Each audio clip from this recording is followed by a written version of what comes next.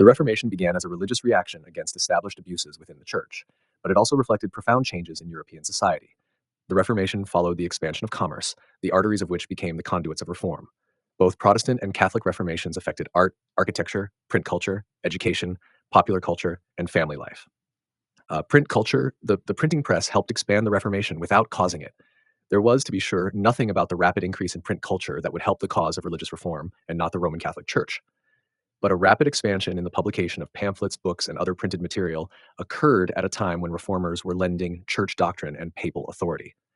The printing of Luther's works facilitated their rapid diffusion, there with perhaps 1 million copies circulating through German states by the mid-1520s. In 1521, a papal ambassador wrote that, "Daily there is a veritable downpour of Lutheran tracts in German and Latin. Nothing is sold here except the tracts of Luther." Luther's Wartburg translation of the Bible went through 50 printings in 2 years. He wrote 450 treatises and delivered more than 3,000 sermons, in addition to thousands of letters. His collected works fill more than 100 volumes and 60,000 pages. Catechisms became his major instrument of religious education. Luther directed many of his dialogues, poems, and sermons to ordinary Germans and even to children, adopting popular religious themes and images. Luther's book, A Simple Way to Pray, written for a friend, was intended for his barber. Since about 1480, the diffusion of printing had contributed to the expansion of a lay culture in the German states. Much of what was printed was published in the vernacular, that is, German, as opposed to Latin. Although religious literature was the greatest output of early printing presses, other favored themes of books and pamphlets included nature, which fascinated 16th century people, the discoveries of the explorers, the acquisition of technical skills, such as medical skills from self-help medical handbooks, manuals of self-instruction, such as how to defend yourself in court, or how to make beer and wine, and everyday morality. Visual, often satirical images, such as woodcut illustrations and broad sheets, directed at those who could not read, probably reached far more people than printed tracts, however. Luther also published a hymnal containing many hymns that are still sung today. Caricatures and cartoons portrayed the reformer as Hercules, as an evangelical saint doing battle with wretched animals representing the church, as a new Moses, as a miracle worker, and in one popular legend, as the inventor of bratwurst sausage. Lay education and reading, the Reformation, drawing on printing, also profited from increased lay education in Europe, which engendered a critical spirit among students and scholars. The number of universities rose steadily during the last half of the 15th century. More people could read than ever before, although in most places this still amounted to no more than 5 to 10% of the population. They could read the scriptures themselves, as Luther, Calvin, and Zwingli encouraged them to do, and they could read them to other people. Lutherans and Calvinists stressed the importance of education as essential to individual and critical study of the scripture, and de-emphasizing the clergy's role in religious instruction. During the Reformation, princes, ecclesiastical leaders intensified their efforts to secure religious conformity by controlling what people read. The Blue Library, so called because they were wrapped in blue paper, helped diffuse orthodoxy through pamphlets deemed acceptable and sold at a low price by itinerant peddlers. Each Western European country had such a literature of bits and pieces. Didactic stories were meant to instruct people about religious events, saints, and ideals approved by the church, and to distance them from the superstitions of popular culture. Yet, many people living in England probably still knew far more about Robin Hood than they did about the Bible. A chapbook, a small book of popular literature, published in Augsburg in 1621, told the story of St. George slaying the dragon. The Catholic hierarchy removed the dragon from the story, while Protestants left out St. George. Popular rituals and festivals, Protestant ministers, like their Catholic counterparts, tried to root out such rituals as placing the wedding ring on every finger of the hand and baptizing a child by dunking her 3 times for good luck. Songs rife with pagan imagery had survived virtually unchanged since medieval times. Religion and magic became closely intertwined. The Catholic Church had been unable to eradicate the difference in the popular mind between prayer and good luck charms, for example. Archbishops and papal legates undercut the cult of some popular saints. Many villages became the site of an elaborate tug-of-war between state and ecclesiastical authorities and ordinary people, with the local priest caught in the middle. The clergy, often previously active participants in festive occasions, moved away from what they considered profane amusements. The Catholic hierarchy also tried to suppress some popular festivals and rein in others, returning them to the control of the clergy by imposing a religious purpose that seemed to have been lost in all the fun. The struggle between regulation and tradition began first in towns and then spread to the countryside. Dances known as the twirl in southern France were banned in 166 because boys tossed girls into the air in such an infamous manner that what shame obliges us to hide the most of all is uncovered naked into the eyes of those taking part and those passing by. Ecclesiastical and lay hierarchies, Catholic and Protestant, came to view popular festivity as immoral, or at least licentious. Combat between Carnival and Lent, 1559, a painting by Peter Bruegel, the elder, depicts Carnival as a fat man and Lent as a thin woman. under the twin assault of absolutism and ecclesiastical hierarchy, Lent won. The prominent role of women and youth in the festivity drew special condemnation. The clergy also condemned the role in carnival and other festivals of the lay confraternities. These pious brotherhoods had had their origins in religious devotion, but now they were often fiercely independent and more like festive clubs. The clergy began a long and often unsuccessful struggle for control over these lay confraternities. Carnival was largely eradicated in Protestant countries, but it survived in some Catholic ones, although often much transformed. Moreover, local variations in popular culture waned, and cults such as that of Mary became more popular. Social and political elites contrasted the civility of their beliefs, conduct, and manners with the barbarity or savagery of popular beliefs and customs. Didactic literature stressing polite comportment and etiquette became popular among people of wealth, further separating them from those less favored. The church tried to impose more strict sexual mores on ordinary people while encouraging gestures of deference towards social superiors. The role of women, with convents and nunneries abolished in Protestant states, reformers nonetheless encouraged women to take a more active role in the religious process of being saved. Protestant women, like men, were encouraged to read the Bible themselves, or, as most could not read, have it read to them. In the case of the Anabaptists, women appear to have made decisions about not baptizing their children because their legal position was deteriorating, for example, with regard to their dowries and possessions. Perhaps they were attracted by special catechism classes or by the fact that in Calvinist services, men and women sang psalms together. Yet, Protestant reformers, too, believed women were subordinate to men. Although a few women published religious pamphlets in the early 520s and others undertook devotional writing and publishing, later, women could not be ministers, nor could they hold offices within the new churches. Calvin himself believed that the subjugation of women to their husbands was crucial for the maintenance of moral order. Protestant denominations provided a domestic vision of women, emphasizing their role in the Christian household. The rights of women to manage their own property and undertake legal transactions in their own name were gradually withdrawn. The fact that a Protestant minister could now marry, however, reflected a more positive view not only of women but of the family as a foundation of organized religion.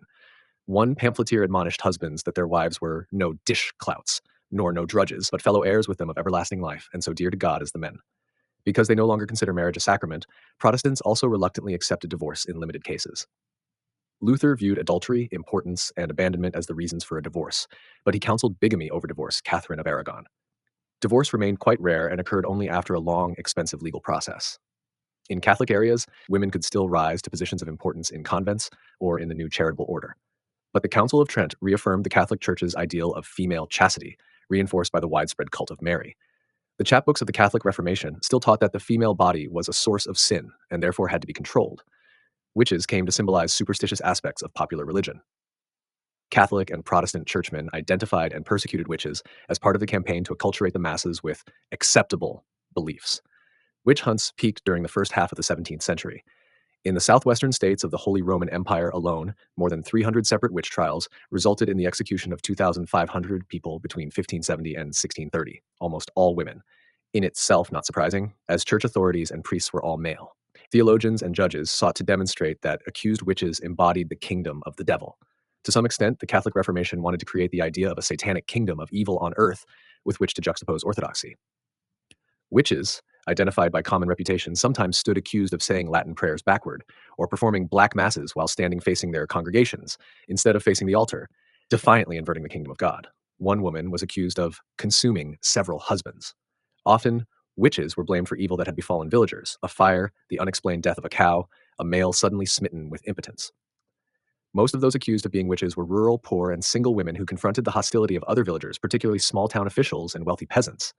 It was the opposite in 1692 in Salem, Massachusetts, where a good many of the women accused of witchcraft had just inherited property and therefore were resented by the community.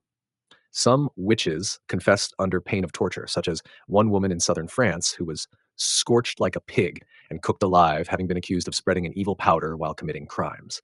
Women were targets for repression because they were transmitters of the collective memory of popular culture. They were genealogists, storytellers, and healers, but almost always without formal education. Women were in many ways the guardians of tradition, but they were also regarded by the Catholic hierarchy as the source of sin. The social exorcisms of women had a social value for those in power, affirming authority's position and role as interpreters of beliefs and customs deemed appropriate. After the persecution of witches virtually ended, some lay authorities then turned their attention to outcasts, the socially marginal. In the Austrian Netherlands, a sign, "Useless to the world," was hung above the head of a beggar. Monarchies increasingly demonstrated their authority in carrying out sentences of royal justice, and therefore the justice of God. Those found guilty of capital crimes, at least those of the lower classes, were tortured and then executed in public, often before throngs, their mutilated bodies exhibited for some time for all to see. The legacy of the two Reformations. In 1600, considerably more than half of Europe remained primarily Catholic, including Spain, France, and Habsburg Austria, three of the four most powerful states in Europe. The fourth was England, and it was overwhelmingly Protestant.